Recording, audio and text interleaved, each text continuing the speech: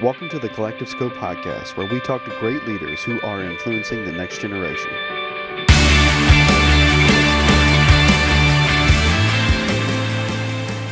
Hey friends, welcome back to the Collective Scope podcast. We are back at the table, Rob, despite social distancing. Indeed we are. We are a safe distance for all those listening. We are not too close. We are keeping our distance, and we are keeping our distance through Zoom with our guest, Josiah. The way I figure it, and I'm sorry to interrupt. No, go ahead.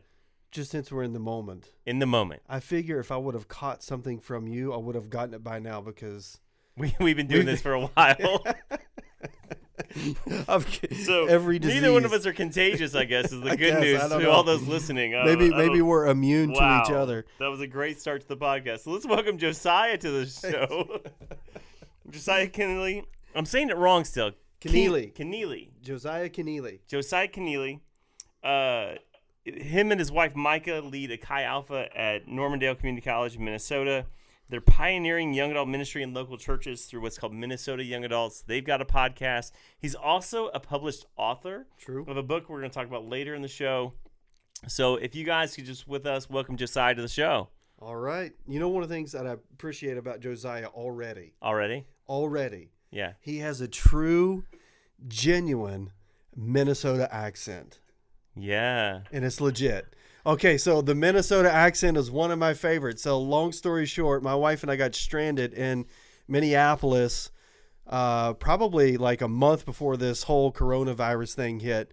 We got stranded in Minneapolis, and we were there for I don't know how many hours. But the people in Minnesota made it worth it. Just so, again, another shout out to our folks in Minnesota. You're awesome. Well, guys, it's an honor to be on the show. I love the vision of the Collective Scope podcast and just have a special place in my heart for Lee University and college students, young adults. And I know it's going to be a great time hanging. And I will just echo your shout out. I can think of so many places that would be worse to be stranded than Minnesota. Minneapolis is actually the people paradise of planet Earth. I'm on Zoom today. It's a Friday. We're social distancing. So I've got my Twins hat. I'm representing MSP, Minneapolis, St. Paul, the people paradise of planet Earth. You will not find more welcoming, hospitable, kind, truly nice people than our state of Minnesota. I don't disagree with that. In fact, my wife and I were laughing the other day. Some security guard at the airport in Minneapolis was trying to console us in our misery.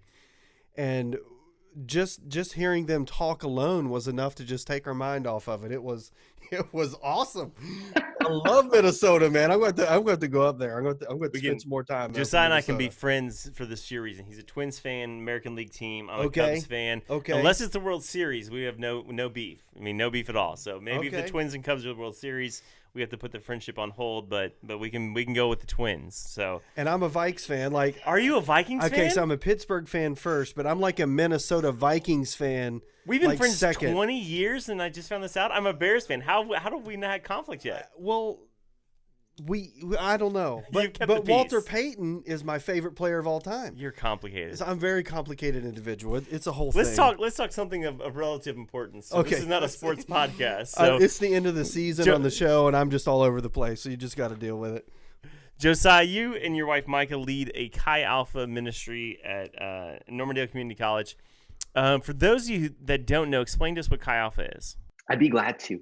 So Chi Alpha is a movement on the college campus through the Assemblies of God denomination, if you will. And it exists on over 300 campuses. 18 of them are in Minnesota. And we are the first community college to be a part of Chi Alpha. But our campus is really unique. You have to understand, usually you hear community college and you might not think that there are 15,000 students at Normandale Community College. And Chi Alpha exists nationally and even globally to help students have the opportunity to find Jesus and follow him for a lifetime. And so I went to Normandale Community College a little over a decade ago. And at the time, the school was about 9,000 students. So it's almost doubled in size over the past decade. But there is no campus ministry. And the school's 52 years old. It's Minnesota's second largest campus, only to the U of M. And what's amazing is there was nothing happening there of spiritual things. And over half of students in the nation, out of all college students and university students, are now going to a community or technical college. So we just feel like it might look like the valley of dry bones. It might look like, hey, nobody plays athletics, nobody has a dorm, so they all commute. But we just believe that the thing lacking at a community college is community. And so Chi Alpha is a Christian community. It's a student club. It's a student organization that's spirit led. It's salvation seeking. It's servant minded. But at the same time, it's all about student leadership and student volunteering and students owning their faith. And so the past year and a half, now it'll almost be 2 years, we've seen amazing things. Students coming to know Jesus, students showing up at our first gathering, just blurting out, no altar call. It was just a party. And they're like, I'm here because I want to follow Jesus. Awesome. And I want to give God a chance. And so, man, Chi Alpha is just something that is near and dear to our hearts. We're just seeing God bless it, and it's amazing to be a part of. Yeah, Rob, I don't know if you know this. I don't know if we talked about it when we were younger men. Chi Alpha has a really significant place in my heart. And we were talking off air that Josiah was asking where we went to school, and most of the listeners know that we attended Lee. What many of them may not know is I spent 2 years at a state school, Illinois State University. Go Redbirds, and had a season of life where I wasn't following Jesus. I went home for Christmas break. My mama drugged me to church despite my not wanting to, and me and Jesus had an encounter that I lost and won all at the same time. But in the year and a half following, because it was my freshman year of college, and I transferred after my sophomore year, I got connected to Chi Alpha in a significant sort of season of life that helped me shape and identify the calling. A guy named Jason Domkaler was my Chi Alpha pastor. And I'm with you. Chi Alpha has a special place in my life. It made a huge impact. So I am pro Chi Alpha and enjoy that organization. They do a great job on college campuses. Yeah, and obviously. Well, and I think of this. Yeah, go ahead. I think of this, Jeff, real quick. I just think of how the 4 years of college, Louis Giglio calls it the university moment. And the 4 years of college has the opportunity to shape the next 40 and beyond of a young person's life. And so I love hearing that story. It's not an uncommon story. So, Rob, I didn't mean to interrupt, but you're fine. I'm really You're fine. excited, Jeff, to hear that that's a part of your story. Yeah. Yeah, it's I think it's obviously it's one of the reasons why we're on a college campus. I mean, I've said it before on the show many times, but Jeff and I both were in full-time pastoral ministry at one point. I was a senior pastor.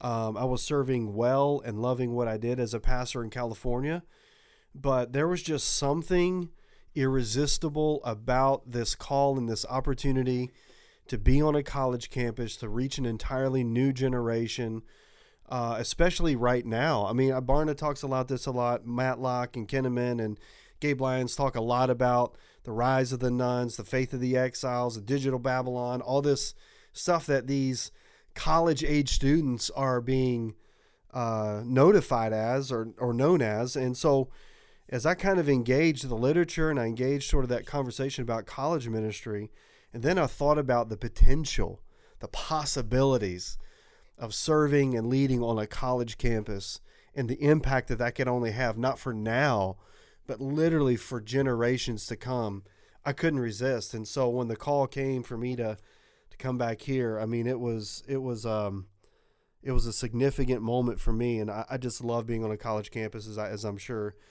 you do. So tell us a little bit how you actually got into young adult ministry. I know you're still fairly young yourself, but what was it that really attracted you to this, both Chi Alpha or just the young adult ministry in general? Totally. I had different plans. I had my life planned out and mapped out. When I was 14 years old, I played baseball and I got a job at the local batting cage, and they did birthday parties there. And by the time I was 18, I was the store manager. And so I graduated high school, and like the next week, Justin Bieber came to our place. And so we hosted him. And that was the same day I got promoted to be one of the managers of the company called Grand Slam. So there were career opportunities of starting my own Grand Slam, taking over an existing one. Entrepreneurship kind of flowed in my passions, my blood, my vein, if you will. And so I did 2 years at Normandale Community College. My fast track was thinking of going to the U of M, do 2 years at Carlson School of Management, start a business somewhere, drop fat checks in the offering. And then I went on a missions trip and everything changed. I remember being 18 years old, thinking that I had my life trajectory mapped out. And God asked me specifically to cancel some career plans. And He so clearly called me to ministry. And I had a youth pastor, I would argue the greatest youth pastor on planet Earth. His name's Brent Silky. We're best friends to this day. Our friendship reminds me, Jeff and Rob, a lot of the two of you, your friendship. And Brent invested so deeply in me that while I was in high school, we were lifting weights 5 days a week. We were training for a marathon and just life on life discipleship. And so he would ask me to lead small groups with him while I was in high school. He would ask me to preach on a Wednesday night to hundreds of high school students. And I remember that messed me up because I preached and he's like, what did God say to you? And I was like, Brent, this is crazy. I felt like I was exactly where I belong when I did that. Yeah. So I made this deal with God and I was like, okay, God, if I could have the same impact that Brent had on me and I could reinvest that even into one other person, my life would be a success. It'd be worth living. It'd be worth following the call into ministry. And then I get to North Central University, a lot like Lee, and I start studying pastoral ministry, start studying youth ministry, start reading the David Kinnaman books on Christian. You Lost Me, heard David Kinnaman speak. And I was so heartbroken, so deeply disturbed about hearing the stats that 60% of young adults were walking away from their faith. If they grew up in the church, they were walking away by the time they're 20.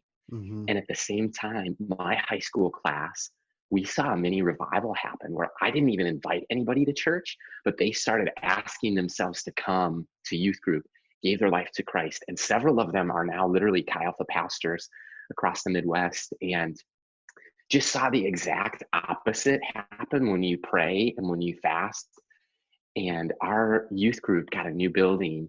And I'll never forget, they laid cement and we could, in chalk, write the names before they laid carpet. And so they said, write down the names of your friends who you want to see come into the kingdom of God in this auditorium, in this room. And our church didn't have a young adult ministry, but we had a strong youth group.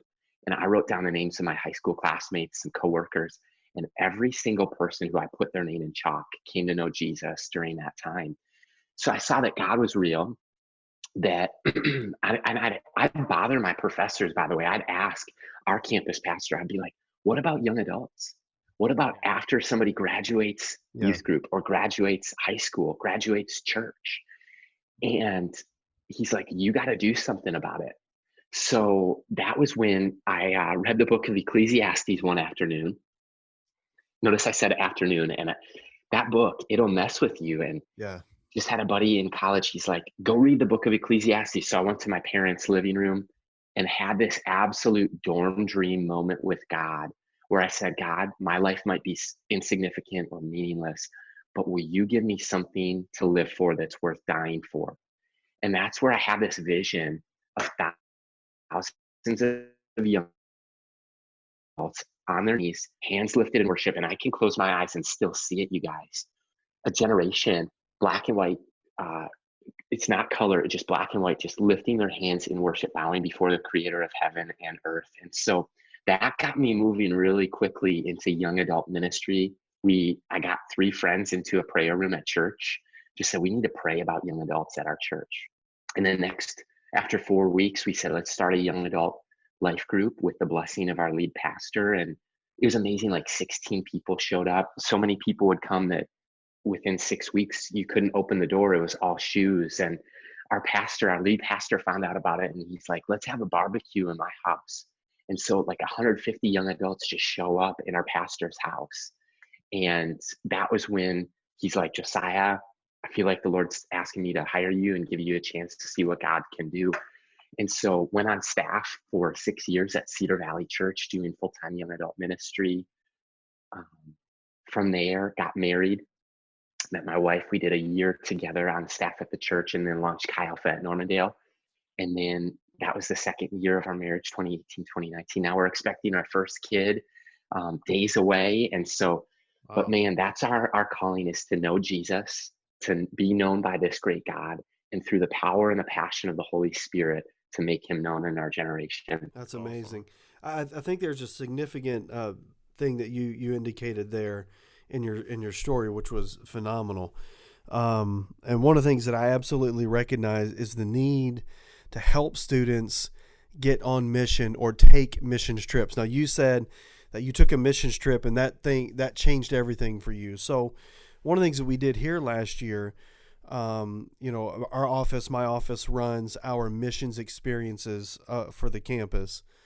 And so we moved from a missions support or student support model, meaning what we did before was students would raise money to support a missions project. And we moved to a student activation model where everything we do now is to get the student on the mission field. And for our listeners who are both young adult leaders and leaders in other capacities, as well as college students themselves, can you just underscore the value just for a second of helping college students get on mission somewhere? It can be local, it can be global, around the world. So, I mean, just unpack that for a second, because I think there's something there that's significant that we often just gloss over as a fun week getaway somewhere in a foreign country. You know what I mean? Totally. When I went on that missions trip to Belize, I just remember this, that I and the group of leaders who led, we gathered in prayer one night one, like we had just gotten from the airport to where we were staying. We're like, guys, let's make the commitment that we're not going to go back the same. Like, there's going to be no missions trip high, and there's going to be no, come back home low. It's going to be a lifestyle of serving, a lifestyle of washing people's feet. And so I see Jesus promises that you will receive the Holy Spirit, but you will receive power when you receive the Holy Spirit, and you'll be witnesses in Jerusalem, Judea, Samaria, ends of the earth. And this Acts 1:8 power package. And so I guess what we see the massive opportunity is with college students, you have more availability to like, a college student could pack up today and go to another country, another state, another part of the world, and they don't have kids, they don't have a mortgage. So like, now is the time. And I just look at it, what if you could do something local, like serve in your city, love your campus, maybe serve another campus. That's what we love to do, is take a week trip where we bring students to another campus here in Minnesota. So Jerusalem is in your city. Judea is maybe all around, maybe the state. So maybe serve your campus, serve a greater part of the state. And then what if you took to the LA Dream Center, or to the Atlanta Dream Center, or somewhere in Chicago? Like, in the US, a lot more students could pack in a car and not have to afford a flight. And it's a lot, more affordable for an on-ramp.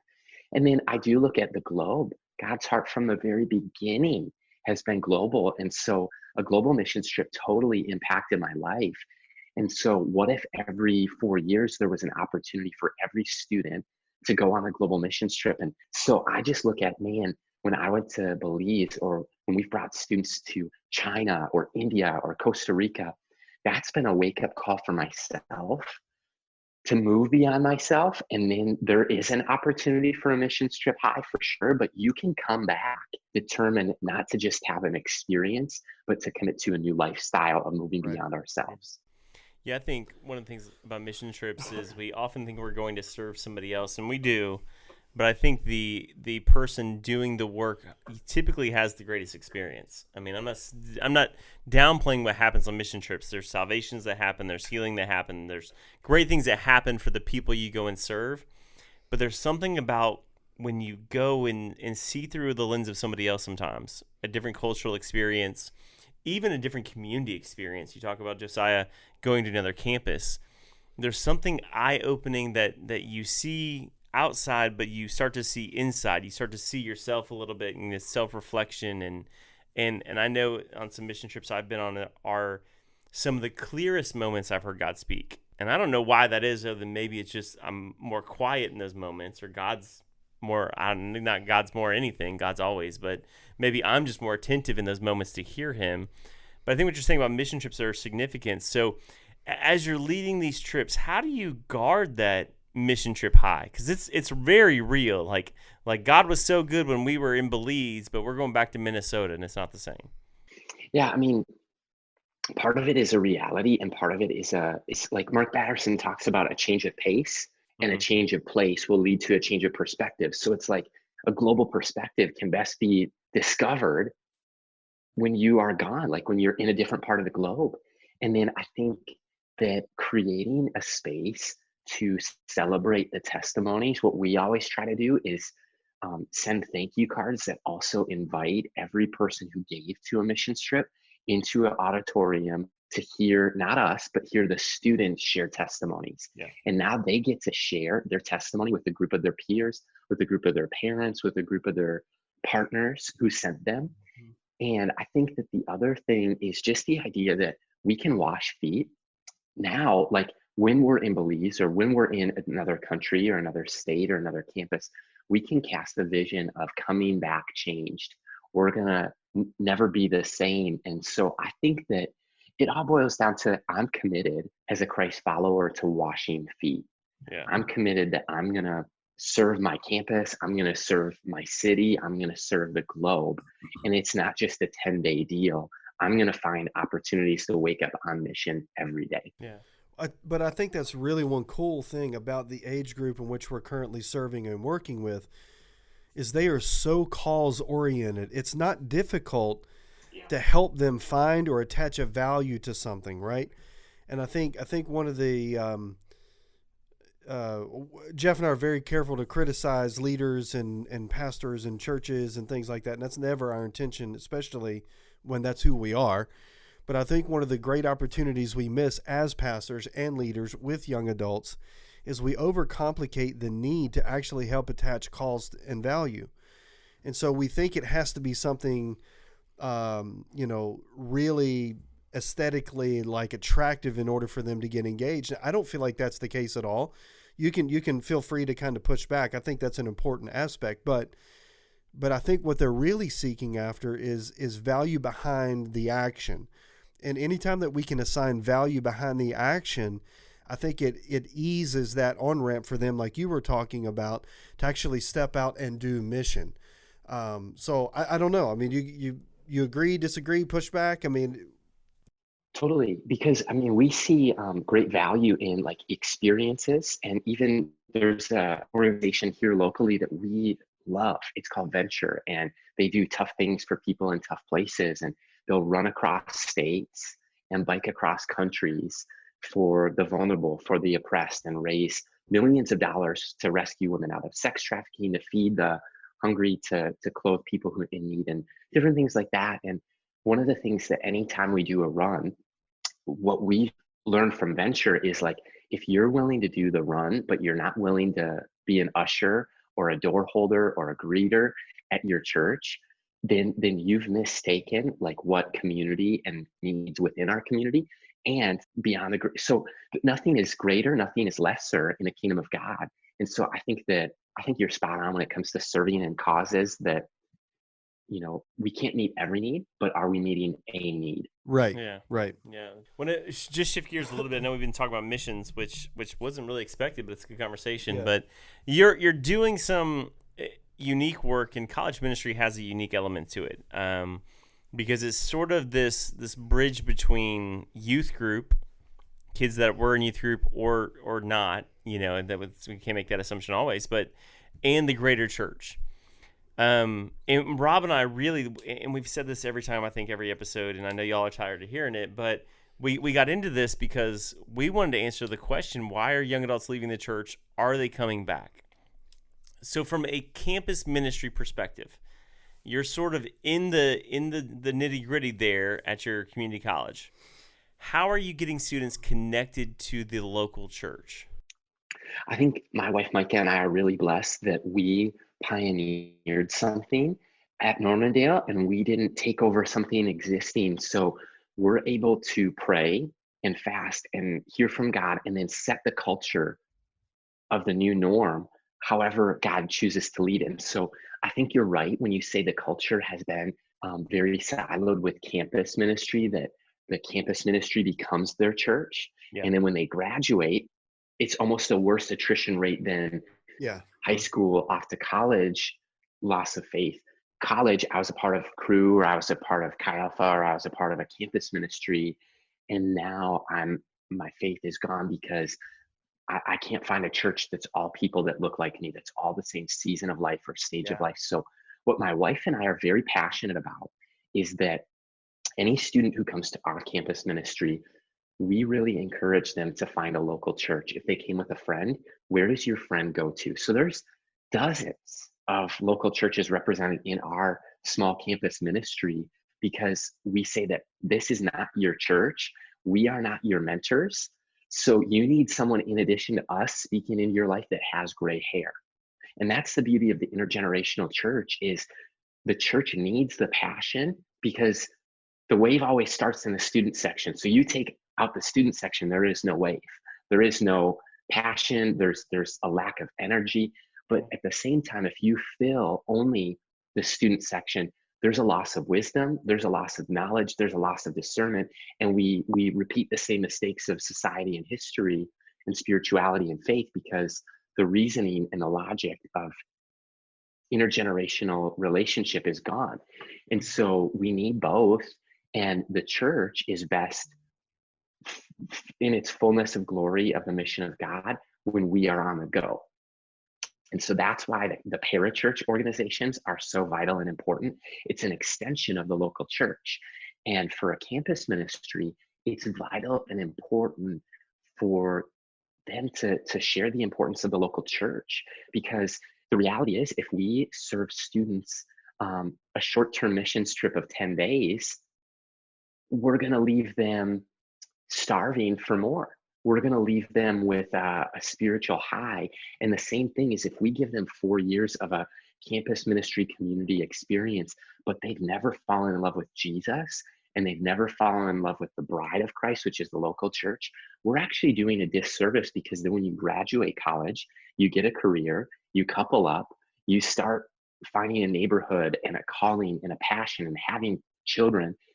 And you've never been a part of the local church. So how can you serve your workplace? How can you serve on mission in the neighborhood? And when you've never been established and rooted in the local church. So, I mean, I think that that's what we're really seeing. And that's the tension to manage, right? Yeah. Yeah. Are So, you go ahead. are you seeing pushback from students going, no, Chi Alpha is my church? In the broader scale of Chi Alpha nationally, sure, absolutely. Right. Like there's that outlier, but I would say um, we want to flip that script. That's Right. one of the things that Micah and I feel called to stand in the gap in. So I'll be honest, I'd say that's one of the greatest challenges in campus ministry and even in ours. I think that we're not seeing the pushback from students though. And so I think we were in the process of flipping the script, and it may take years or decades, but we're committed to it. Yeah. So let's flip the question on the other side. A lot of churches are either intimidated or just ill-equipped on how to either reach or even engraft young adults into their serving mechanisms, into their culture.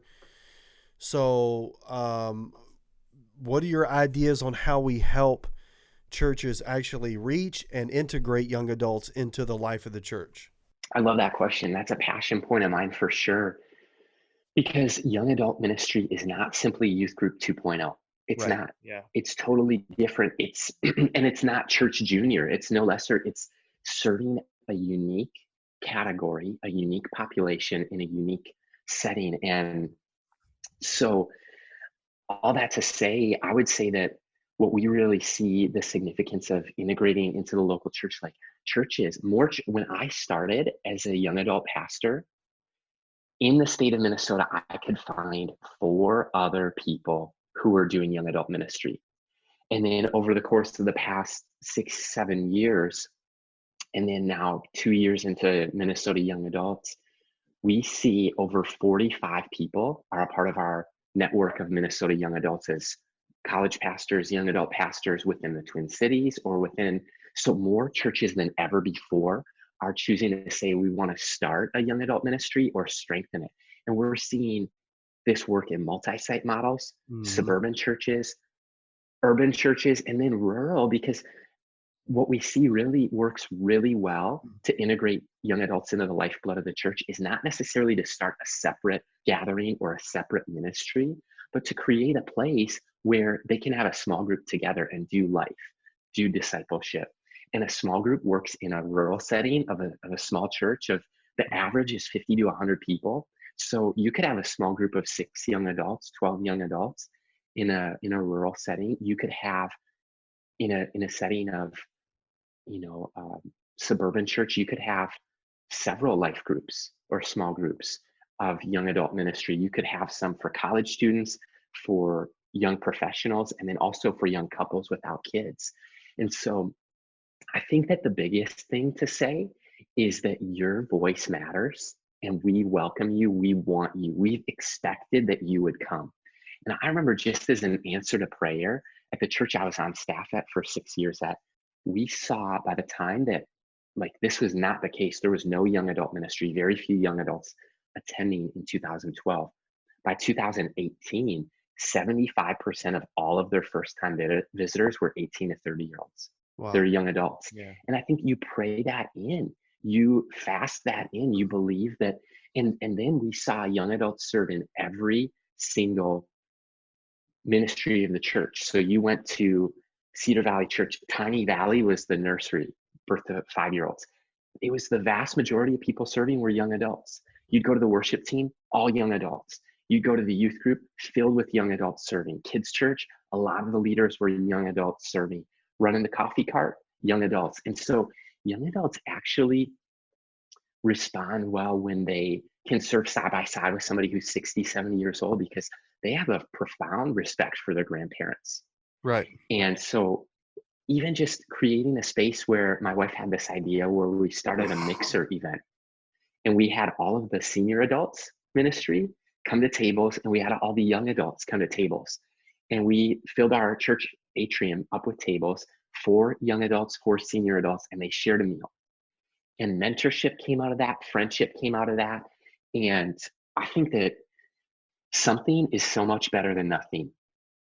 Yeah. So for churches to start a young adult ministry is so much better than not having one. And Right. once something is going, it's easier to steer a ship that's moving than that initial inertia is so Yeah. pivotal, so crucial, and so difficult. Yeah. Speak to the 6 years you were at Cedar Valley that you were just talking about. A lot of leaders are intimidated by the young adult ministry movement because they feel like they have to retool the whole church. Like, we have to get lights, we have to change the music, or whatever it is. Was there steps that the overall church had to make, or was it just a culture of heart that had to be shifted? Yeah, that's a great question, Jeff. I'd say that, you know, I think that it started with a burden and a burning passion from our lead pastor. If you remember, he invited any young adult over to his home Yeah. for this barbecue. And I think that that was a key moment for him to see, wow, there are young adults in our church. I know of another church in Wisconsin. They did an altar call. If you're in the next generation, 30 and under, come forward. And they had 600 people who were 18 to 30 respond to an altar call of just like an altar moment where they said, we want to pray for the next generation. If you're 18 to 30, come forward. The pastor had no idea that there was that many college students or young adults. So I think that once you get a haircut, you notice everybody with that haircut. Once you drive a different car, you see that car and that color car everywhere. And I think that once you start looking for young adults in your church, you're going to start seeing them and noticing them. And for us, we we committed early on, we're not doing a separate church for young Right. adults.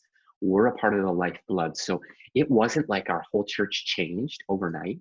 It was just like the young adults sit in section A and they all go out to eat at lunch afterwards. And so it was just this contagious community. And then stories. We celebrated stories, and our pastor was just in love with stories. And scriptures and stories. And so at the board meetings, he let somebody like me come in and share with the board of elders, the deacons, the trustees, and share stories of what's happening. And I think once you saw the 60, 70, 80-year-olds in tears, that they've been praying and fasting for young adults for 30 years. And then the young adults rose to the occasion and started showing up. And I think that the other thing that you need is somebody to champion the cause. There are churches where the pastor is going to open up their home and lead the small group for young adult ministry, but that's probably not the norm. So has God, like, because as a lead pastor, you can't lead worship and do the message, and you've got to equip the saints for the work of the ministry. So is there a young adult or a few young adults that you could equip and empower and encourage to lead a ministry? And man, when you give students an opportunity to serve in ministry, they come alive. And when you give a young adult an opportunity to own and serve and lead in the church, they come alive like never before. And I think of a young adult who moved from Atlanta to Minneapolis, got deeply plugged into our ministry. He actually, within 2 years, he was on the board selection team, because our church was so committed to the next generation that we're going to have young adults serve in every department, serve on the board committee, and serve in hospitality, serve in the welcome booth, serve in coffee, so I think it might have started with a small fraction, but it's like the church was ready for it when young adults who showed up, who were smoking in the parking lot or had ripped jeans and tattoos and wore hats in church, man, our senior adults just hugged them and just said, "I'm so glad to see you." When they saw tattoos, they're like, "Hey, tell me about that. Like, talk to me." And so I think it was, I wasn't sure if our church was ready for it, and they were. That's good. Yeah. I do some church consulting on the side. That's not my plug. I'm just saying the other day I was email Rob. Email Rob. Just kidding. That wasn't the point. It was just the other day I was. We don't do commercial breaks, Rob. Hush it real good. The other day I was doing a church consult. They were talking about this whole digital sort of world that we live in right now because of where we are currently with everything in the. I know we've talked about the virus a lot, but it's just the reality of where we are. But The point is, so many churches who have never experienced or seen or been a part of a digital reality are now stepping into that, either because they just see it's the opportunity they have to take, or because it's either do that or die, right? So that's where they are with the reality in terms of the digital platform. So the senior pastor called me and he was asking me how to approach this and with their planning and their committee. And my simple statement to him was this: if you really want to know how to do digital realms well, you need to invite your youth group to be a part of the planning process. And he was like, I never thought of that. I'm like, this is how they live. They're digital natives.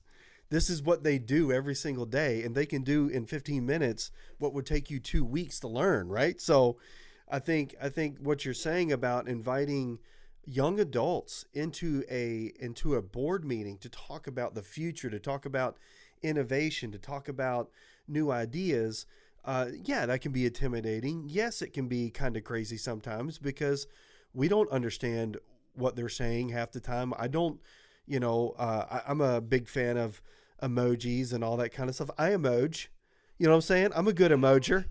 You know what I mean? Like I GIF. You GIF? I GIF. I know you GIF. Yeah, I GIF a lot. I know you GIF.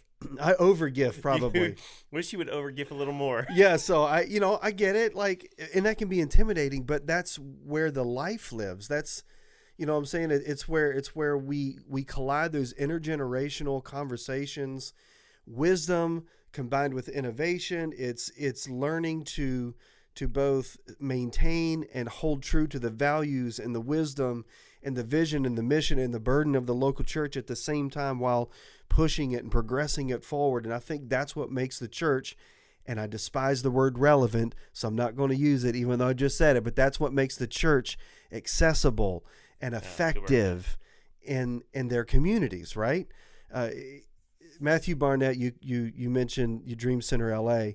He told me one time when I was in LA, we did an event with them, and he and I were talking, and I was talking about this word relevancy, and just like a great mentor. And I've used this, I don't know how many times since then, but the point is, if you're trying to be relevant, you're already one step behind. We don't invite young adults into the conversation to be relevant. We invite young adults into the conversation because they are a part of the church. They are part of the family of God. They bring a different asset and skill set and idea and vision and knowledge to the table. So yes, even outside of the coronavirus, find a way to invite teenagers and young adults to your board meetings. That's my point. I went on a little preach rant there, but bless the Lord, it's Easter weekend, so Bless we can. the Lord. I love it. Happy Good Friday, guys, at the time we record this. And Rob, if I can, I'll jump right in and echo what you just said. And here's one way that there's a lot of pastors listening right now. There's a lot of people who are trying to figure out, what do we do with college students? How do we incorporate young adults in the lifeblood of the church? Here's one idea, simple idea. It is practical and accessible and relevant because of the coronavirus, but we stumbled on this. A good friend of mine works for the Minnesota Wild hockey team, and he is an expert at social media. And for me, even though I love social media, it was hard for me to preach at our young adult nights or lead them and facilitate all the volunteers that were coming for a few hundred young adults that were showing up, or even our conference. We just did the first ever Young Adults Today conference at the Mall of America, like 60 leaders from across the nation. People are responding to young adult ministry and wanting to start things, wanting to strengthen things, wanting to save sinners, wanting to really strengthen states, and wanting to send out servants. And my friend, he ran social media for us. And when he did that, there was an uptick in involvement on our social media. And people came who were like, I saw your Instagram and it spoke to me. And so I showed up because I wanted to see, or I saw it on Facebook, I saw it online. So I felt like I could come. And I think for the church leader or the pastor, if you're overwhelmed, maybe you have a communications department that does this for you, but maybe not. And so what if a serving opportunity that you looked for somebody in your church, help with the live stream, help with the social media, Right. help with things. It used to be a promotional strategy. Now it's actually, maybe even Aussie Dave works for Andy Stanley at North Point Community Church. He went on as far as on Twitter this week to say that social media used to be a promotional tool for the church. Now it's a pastoral tool for the church. Yeah. And so it's something to think about. Yeah. I think that's good. And so if we could maybe sum what we're all trying to say here is, I think there's a couple things. One, stay in your lane. Like if you're a gifted communicator, be a gifted communicator. If you're not gifted with social media, find somebody who is. So and it's what some of the strengths finder stuff, and if you study some of that, it's playing to your strengths and find somebody else who has a strength that you don't have. So pastors, don't try to improve a weakness, like take a social media course that's going to consume 2 or 3 or 5 or 10 hours of your life instead of studying for your Sunday message. Pay $10 or a Starbucks coffee to a young adult and release them for an hour, and they'll do the work that would take you days. If not weeks. Or weeks, yeah, yeah. Right. So, in some and cases. not just social media though. I think this is, I mean, we have young adults who we know who run their personal businesses of thousands of dollars.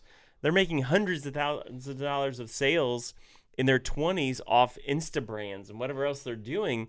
These are people who are learning to manage money and manage business in their 20s, who can be invited to your table at a business meeting. I mean, so don't negate that. The producer of the Collectives Code podcast is a 20-year-old student. Woo woo. Right? Give a shout out to Alexa. She does a Alexa, great yep. job. She does a She does a great good job. job. Especially right now more than ever. Is the open door, the gate is wide open. Call, connect with, invite into every young adult, every teenager in your church. Ask them how they can lead forward. We talk a lot on the show about reverse mentoring. This is the perfect time for leaders to sit down and listen.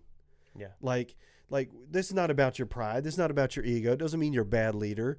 It doesn't mean that you can't lead well in this season, right? Or lead well going forward. But listen. Just listen and learn from those who are living this out of the essence of and the nature of who they are, because this is what they've got, right?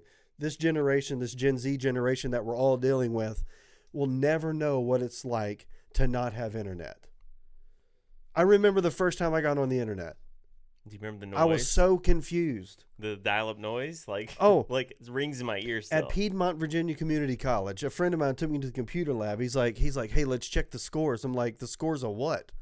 He gets on the internet. I'm like, I was so confused. It took me how long it took me to wrap my brain around it. Like, it was forever. This generation will never know what that's like. So that's all good stuff. Before we get done with the show, we got to talk about the book. So you wrote a book called Debtless: Helping College Take on Less Debt. So how can students reduce their debt load and still get an education? Obviously a very important topic for today, and for this generation. So kind of tell us about the book. Where did that come from, and kind of what the response has been to it? Yeah, so I did grad school, finished in May of 2017 with my master's in strategic leadership, and we needed to do a capstone project and actually practice ministry and solve a problem. And in our young adult ministry, there was one young couple that came to me and said, "Hey, can we teach financial peace for young adults?" I'm like, "Do it." And there was 18 young adults who showed up that night, and for like, I think it's 11 weeks or whatever. Right. And he shared just anonymously. I didn't know the names, didn't know the amounts, but in that group of 18 people that came, there were couples, there were college students, there were, young professionals. And there was, I think it was $600,000 of debt, and most of it was student loans. Yeah. And so I showed up at our next young adult night. There was like 200 young adults there, and I just did the math quick. It's like, if everybody has, and I did the math, and there was like, probably, my estimation when I looked around the room, there was like $16 million in debt in our young adult ministry. So I was just like beside myself and really feeling like, how do I pastor the needs of this community? And in our young adult ministry, probably like a lot of young adult ministries, student loans are killing dreams. It's destroying destinies, and it's delaying the destinations from maybe ever becoming happen. But imagine you had a dream and putting it on the back burner for 5, 10, or 15 years. Like, you want to have kids, and the wise thing to do, maybe pay off your student loans. You want to buy your first house. And you know what? You got to pay off your student loans first. You want to go to the foreign mission field and follow the call of God, but you cannot go because you have too much in student loans. This is the reality for our generation. Millennials, by the way, have more student loans than any other generation. Wow. And so what we see now in Gen Z is a totally different paradigm. They're hacking college, they're hacking through, like, there's got to be a better way. We're going to prove our millennial brother and sisters, our parents, we're going to prove them wrong, and we're going to graduate debt free. And the problem, just to give you guys an example, $1.6 trillion of student loans in the American economy. There are millionaires, there are billionaires, there are no trillionaires. So I don't think we understand really how well value of Apple and the current value of Amazon, you get $1.6 trillion. You add up the entire GDP, gross domestic product, of the entire country of Canada, which is in the top 10 largest GDPs in the world, $1.6 trillion. Or you take the amount of student loans that's in America right now, affecting 44 million students each year, $1.6 trillion. So we got to do something about this. And especially as Christian leaders, as pastors, and as college professors, we need to stand in the gap and help young people understand stewardship. And so in the book, Debtless: Helping Students Take on Less Debt, this was my capstone project. We surveyed 850 college students from 200 plus universities, because research is important. It's one thing to have a hypothesis, but data-driven decisions are key. And so we have some data that shows like what the average amount of debt is, like 30,000 for a current graduate who hasn't graduated, no diploma. So, but what caught me off guard is that 45% of college students had no idea how much they actually have in student loans right now. Wow. And the biggest reason actually is not because they didn't know how to find out. They didn't want to find out because of anxiety, depression, mental health. So there's a connection there. And this is one of the greatest issues of our generation. Yeah. So for me, Man, Debtless is about getting kind of 5 people on your team, right? And the first one is apply for FAFSA. If you're a current college student, somehow you come across this episode, you need to apply for FAFSA. Every family can apply for FAFSA, and it's you shouldn't have to pay money to apply. It's a free application for federal student aid. And what that is free money in grants. And the beauty of grants, you don't have to pay grants back. So one of the things you want on your team, if you're going to graduate with less debt or debt free, get grants. And the way to get grants, both federal and then state, some are most of it's need based actually. So this is especially important if you're stressed about paying for school. Grants through FAFSA. The second thing that you need on your team, or person you need on your team, is your school counselor or your department of basically like this is the admissions department, right? And apply for scholarships. Apply for scholarships to your own university, because look, Lee University has scholarships. Every college student has access to internal scholarships, but where we overlook it many times is external scholarships. There's millions of dollars in unclaimed scholarships every year. So I remember I got a trip to the Holy Lands for grad school, 3-credit course, $6,000+ trip to study abroad in the Holy Land, Israel and Jordan, completely paid for by a scholarship. You you have not because you ask not, the scripture says. And I think that we have not scholarships because we don't apply for them. And then the third thing that you want on your team is your parents. And look, I'm not assuming anything. We're not an entitled generation, but you need to have an honest conversation for family. And parents, talk to your students. Students, talk to your parents, because you'll know what college you can afford, which colleges are options, and so forth, by having a conversation with family, with grandparents. And then you want to have the fourth thing is work on your team. For me, this made the move the most. I worked 20 to 30 hours a week all through college. And there's a recent study that shows that students who work 20 or more hours a week while they're in college have better GPAs than students who don't. And my hypothesis, I think it's because they are on TikTok less and they're on Netflix less. And I'm not saying don't be on Netflix or Instagram or TikTok, because I have all those things, but we need to manage time really well. And then I think the last thing that we need is we need Christ on the center of our team. What Jesus does is he transforms lives. He transforms even our finances, and we're whole beings. And part of our being is our mental being. Part of our being is our physical being. Part of our being is a spiritual and emotional being. And then even finances are a part of our well-being. And so we need Christ, the cornerstone, at the center of our how to pay for college. And so that's what the book's about. And we want to make it accessible to students and to parents. Yeah, very cool. Those are great tips. I mean, very foundational sort of to, I mean, Rob, you've got a college student. I've got college students on the way. So those are great tips to help us as parents, but as students as well, to explore those things. You navigated, so, and feel free to answer however you wish. How did you navigate undergraduate and then your graduate with these principles? Yeah, I forgot. That's like the punchline of the whole book, right? My dad was actually unemployed due to a layoff. Like the whole company outsourced their jobs. My dad had worked there like 23 years, my freshman year of high school. So I knew that I needed to figure out how can our family, did my dream just die? Did my destiny get destroyed? Or did my dream just get delayed? And the answer to all of them was no.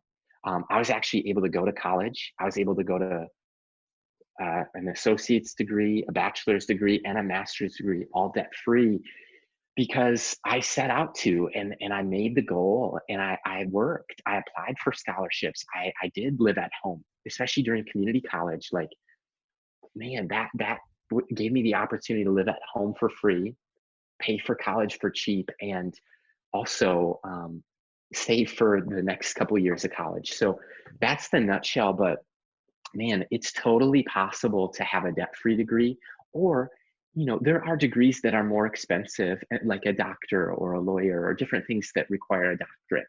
Okay, well, then you just want to minimize your debt, right? Less debt is always better than more debt, and that's why we call it debtless. Yeah, Very cool. that's great. Awesome, man. Hey, this has been such a great conversation, and I loved having you on the show. And we always ask our guests just one final question as we kind of wrap up our time together.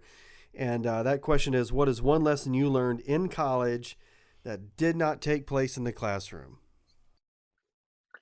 I love this podcast, you guys. I love hanging out with Rob, you, and Jeff. And just thank you again for the opportunity. And I'll close by answering that question just by saying that my heart has always come alive on the college campus. It still does. That's why I, do what I do. And I feel so passionate about this next generation. And what I learned in college was how to serve.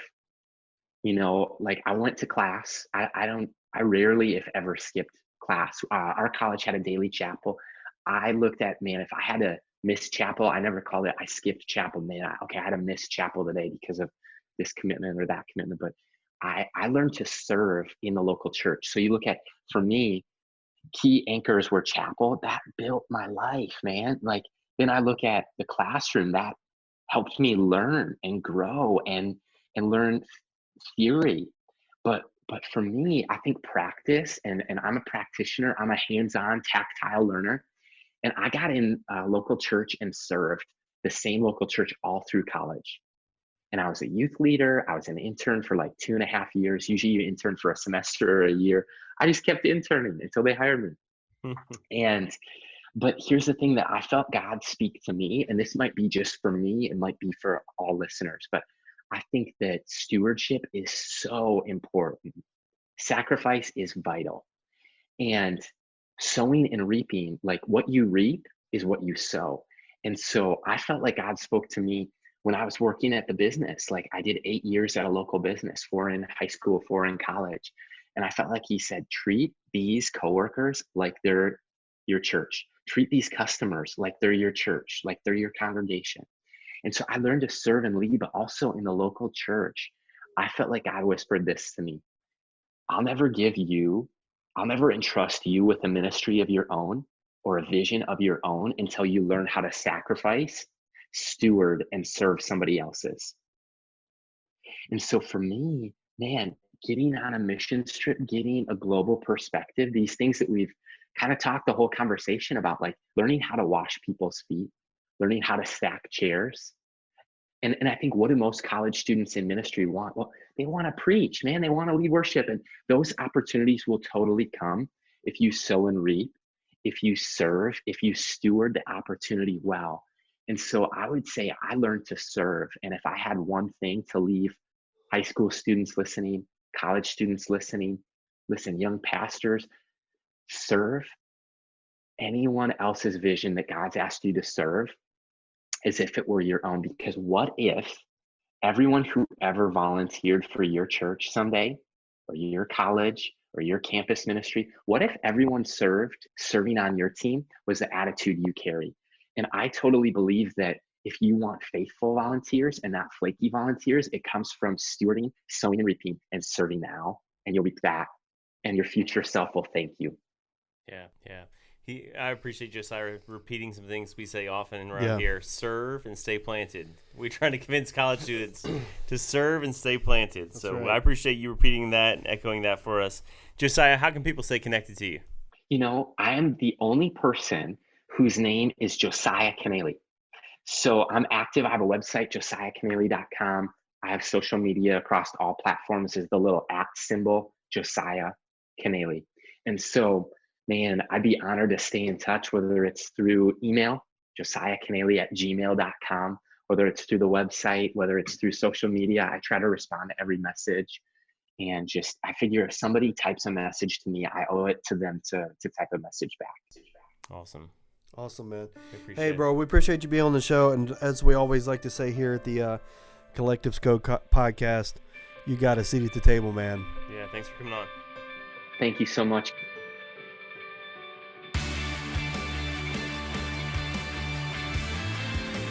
Hey, thanks for listening to this episode of the Collective Scope podcast. Would you do us a favor and subscribe, rate, and review, and share this on social media so this content can reach other great leaders?